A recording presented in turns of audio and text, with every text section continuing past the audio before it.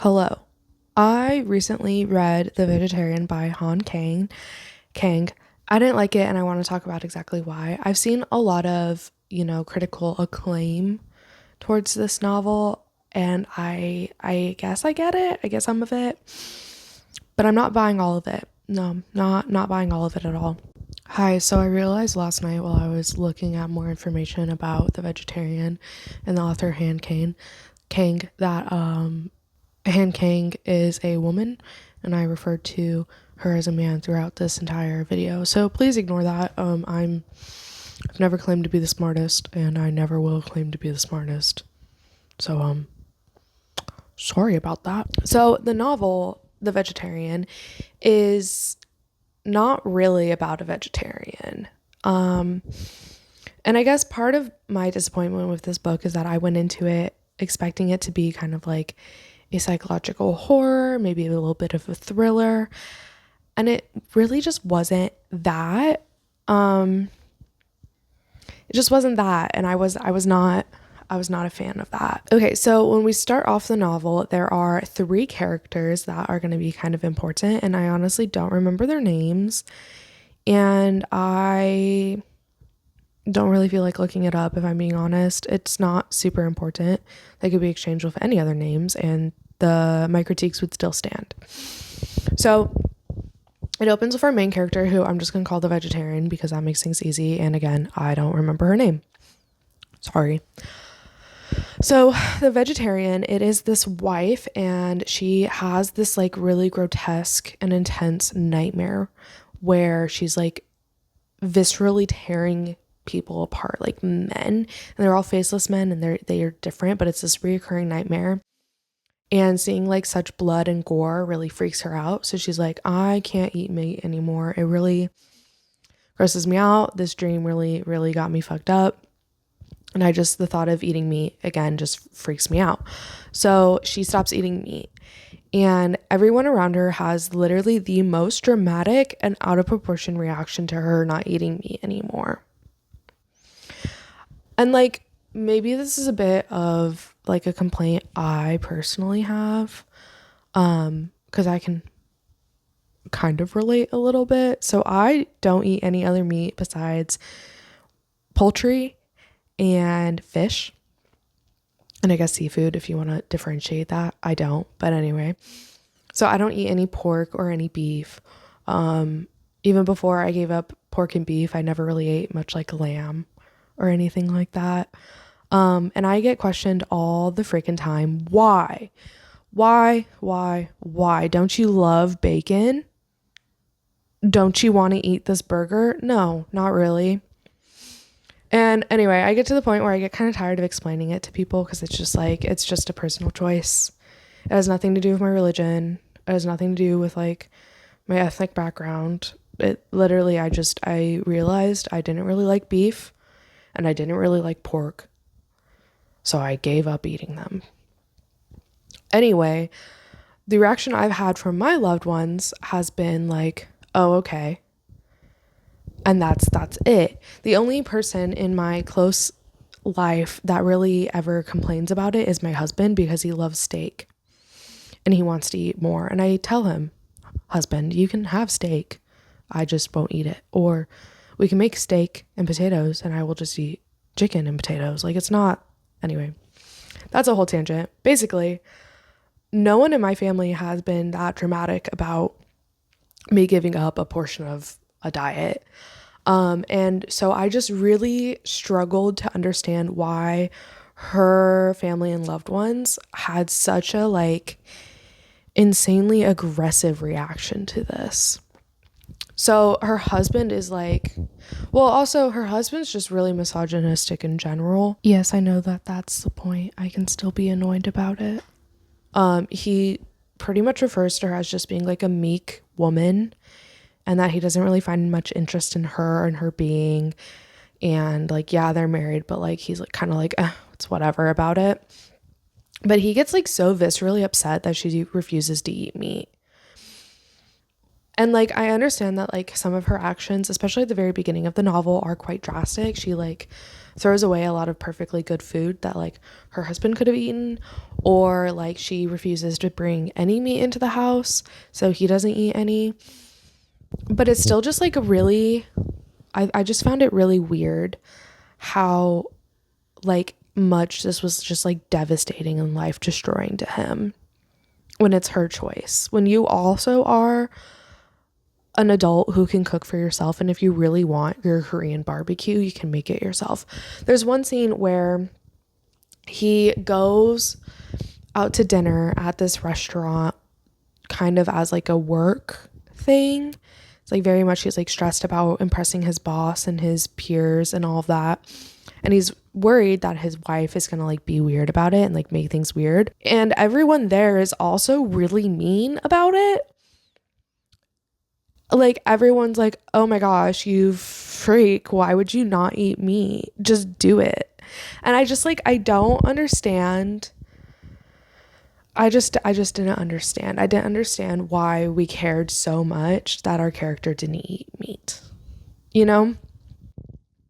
So anyway, all of this culminates to a scene where the husband invites her family over for basically like an intervention, and things get really out of hand really fast. Her father, the vegetarian's father, tries to like force feed her, and it's like I don't know, it was just really weird and uncomfortable because again, I just cannot understand caring so much about someone else's diet like that, especially when it really does not affect me.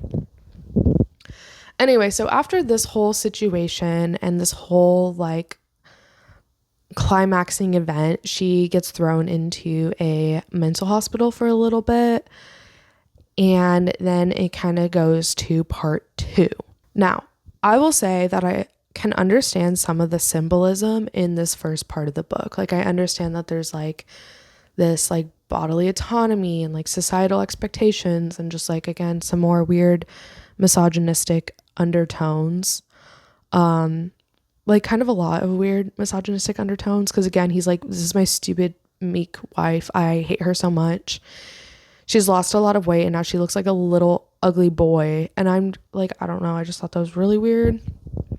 I just thought a lot of it was weird, but I can like understand the symbolism,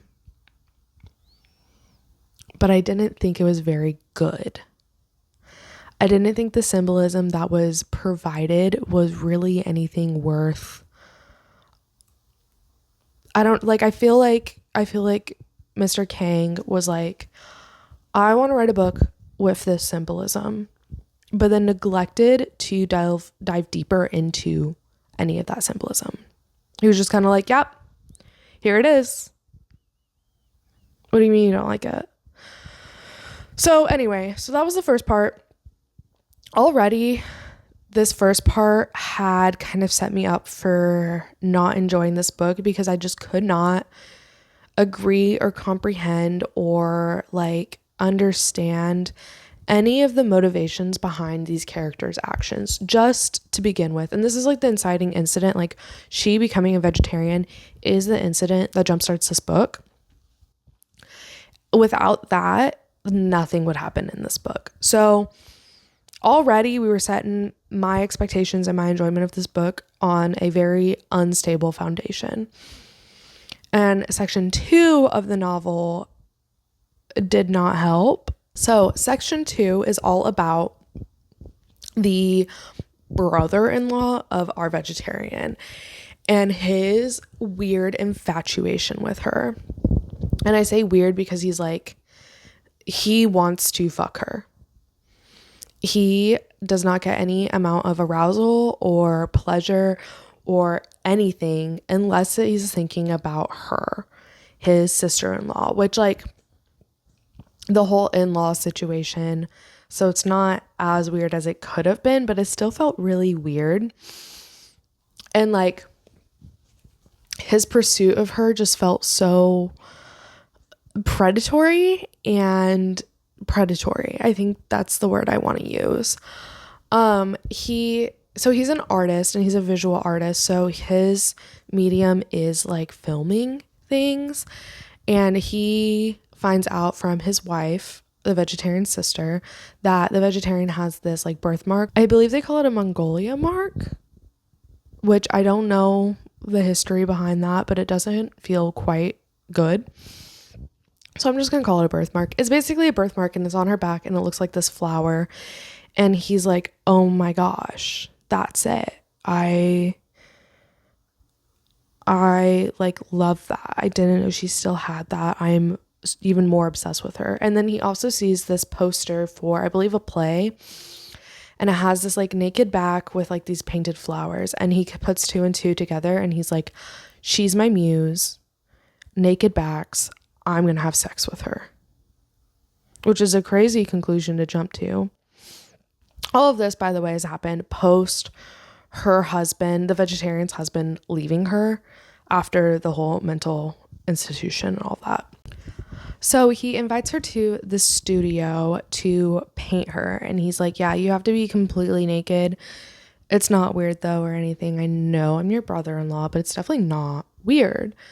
And I think that she's in a very like vulnerable situation right now. Her husband has just left her, all because she's decided to be vegetarian, which like, again, weird, whatever. I'm not gonna open that can of worms again. I feel very strongly that she is very infantilized a little bit, because the way the other characters talk about her is very much like she's just meek and young and not very bright, and we have to help her, instead of her just like asserting some sort of dominance for the first time in her life. But whatever. So she agrees and he has her over at the studio and he paints all these flowers on her and he just like records it and it's just like filming over her body. And he's like, this is great, this is perfect. On his head he's like, this isn't enough, I'm never gonna be able to get off on this. She then asks if the paint will come off and he's like, yeah, 1 or 2 washes, I'm sure it'll come off. And she's like, no, I don't want it off, it's keeping like my nightmares away. Which is just like a weird kind of throwaway line, because again, we're never explicitly told what these nightmares were that she was having that made her want to be a vegetarian in the first place. We're just kind of given snapshots of it. And so it just feels, I don't know, kind of random, especially at this point in the book where the nightmares are no longer the point of the story. Like her being a vegetarian is no longer what's important in the story. So it just felt kind of weird and out there and unnecessary that she's like, oh yeah, they keep my nightmares away. And he, of course, is very turned on by this. He's like, I protect her. She wants to keep these sexy little flowers on. How hot. So then he talks to one of his friends and he's like, hey, King, I am working on this art piece and I think it would be really cool if you got butt ass naked and I painted flowers on you and you kind of like roamed around on my sister-in-law. He kind of lures his friend into doing this under false pretenses because he's like, and he's saying to his friend, like, yeah, it's just an art piece I'm working on, like it's nothing too crazy. But then in his head he's like, I don't want people to think I'm making a porno. Why would I be making a pornographic film? What? Me? No, I would never. And it's like, that's literally what he's doing. He's literally making a film of his fantasy of having sex with his sister-in-law. Okay? Anyway, what does this have to do with her being a vegetarian? Literally nothing. So the friend agrees and he comes over to the studio and he paints his friend and she still has her paint, so it's fine. And there was like a point in the book where the author described like this man's penis being like a freaking, what's it called? The middle part of a flower, like the little antennae things that he like painted the flower around his penis so it looked like that. And I don't know, I just thought that was also kind of weird, unnecessary detail, whatever. So his friend and his sister-in-law, they start kind of just like rubbing up on each other because this friend is rubbing up against a attractive naked woman. Like he gets an erection. And meanwhile, our brother-in-law is behind the camera like, Uh-huh. No, yeah, no, you guys are doing great. What if you kissed a little? Like, would that be weird if you guys kissed? Just like, I don't know. Let's just try and see what happens. Like being like a little fucking perv. So they do kiss, and then then our main character is like, our not our main character, the brother-in-law, he's like, okay, now what if you guys fucked? What if you put your penis inside her? Like, not in a dirty way. Like, no, not in like a pornographic way. And at this point, the friend's like, okay, I think I've had enough. I'm uncomfortable with the situation. I thought I was just like being part of this project you're working on, and now this feels really weird and different than what I expected. And the brother-in-law is like, no, bro, come on, bro. Like, it'll be fine, bro. And honestly, at this point, I could not tell you if the friend agreed or disagreed. I don't remember. I don't really care. And it doesn't really matter. The brother-in-law, he's like editing stuff together, and he's like talking about how it has to be like so perfect, and how he's like definitely gonna jack off to it or whatever. And then he like asks his sister-in-law, he's like, okay, what if we did it? And then he like talks about having sex with her in like the most animalistic way possible. He's like, I grunted for the first time and I loved it, and I ejaculated with so much pain and just pleasure, and it was awesome. She didn't feel shit though, because like it was very one-sided, if I do say so myself. Which again, a little bit more misogyny. I don't know, still weird. But sorry, forgot to mention this. He pays one of his other artistic friends to paint flowers on him to like enact this whole scene of him having sex with his sister-in-law as these like two flowered people, I guess. And he records it. So he records him having sex with his sister-in-law, and it's like this grand art piece. And he's like, it was just so good and fiery and awesome, and who cares if she had any pleasure? I finally had my wish. I finally did what I've been longing to do. And his wife finds out. He falls asleep, and his wife comes by to be like, hey, haven't heard from you, here's lunch, and finds this like the camcorder and the film and watches it, and she's like disgusted. And that's pretty much where the second part of this novel ends. And again, like, I just think it was just a really weird, I guess, inclusion to make. I felt it didn't really add to any of the themes that Kang had already put forth. It didn't add to them. It didn't really take away from them, but it was just kind of like vaguely talking about the themes. Like, I feel like there is some kind of like bodily autonomy questions going on there, and again there's like more misogyny, because why wouldn't there be? And I just like, and again, this entire inclusion in the second part was just weird, because again, it wasn't about her being a vegetarian at all. This entire second part was about him using her to get what he wanted, whether or not she was truly consenting, and I thought that was weird and bad. So finally, in the third act of the book, we focus on the vegetarian's sister. And I'm going to be so honest, this is the part of the novel I paid the least attention to.